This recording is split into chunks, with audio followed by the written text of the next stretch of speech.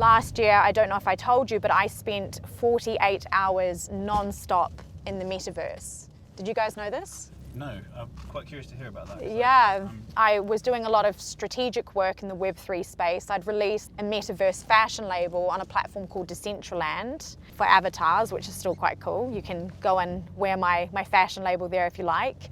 But I really wanted to get a bit more of an understanding into what some people are saying are early prototypes of Metaverse platforms.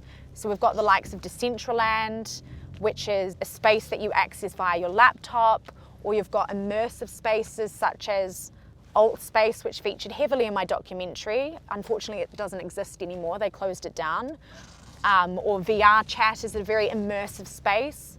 Or you've got the likes of Roblox, which is where a lot of children play on these days. So Roblox actually has 61 million daily users, and a lot of these are kids.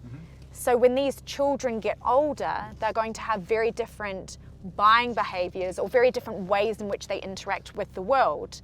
For instance, socializing for them on Roblox is normal, or buying NFTs is normal. Last year for Halloween, one of my friend's nephews said to his parents, "Oh, you don't need to buy me a Halloween costume this year, but you need to buy me one on Roblox because I'm going trick-or-treating on Roblox with my friends." So that just gives you a little bit of an idea as to how the kids these days are growing up as digital natives. Some people are saying early metaverse platforms are immersive. Other people are saying it's the likes of Roblox. Regardless, we don't really know what the metaverse is going to be like in the future. It's kind of like describing the internet back in the 1990s.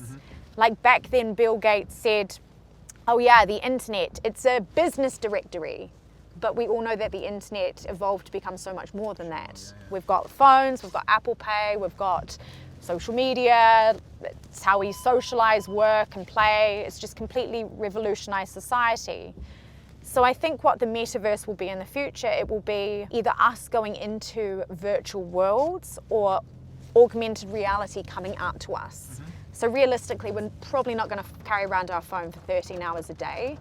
It'll be, it would be great not to, exactly. We could have augmented reality come up here and we could communicate with our eyes, or maybe we go to the supermarket and we pay in crypto by blinking.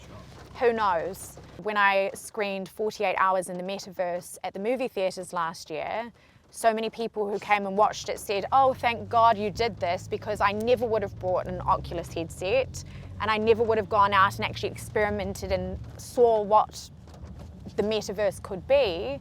And because you've gone and done this, I'm now getting this kind of real world experience myself, because the way that I shot it was I had 3 cameras and we were also filming in virtual reality as well. So that's really what I see my mission in being in this documentary, as kind of being a protagonist or a guinea pig of sorts, and actually going out there and trying all of these things for myself and seeing what works.